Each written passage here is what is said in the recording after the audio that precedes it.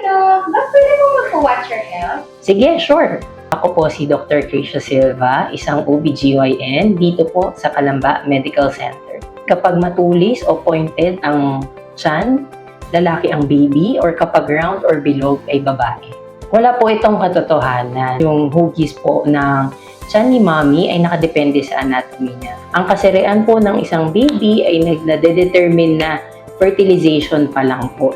Bawal maligo ang buntis sa gabi. Hindi po ito totoo dahil pwede pong maligo si mommy sa gabi. Maipapasa daw ang paglilihi sa asawa kapag hinakbangan si mister.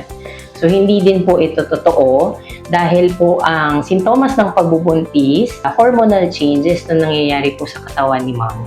Dapat daw kumain si mommy ng doble kasi dalawa na silang kumakain. Wala din po katotohanan. Ang mas mainam po ay yung wastong pagkain at po balancing nutrition. Kapag naglihi daw po at hindi nabigay ang gusto ni mommy, ay magkakabalat or birthmark ang baby.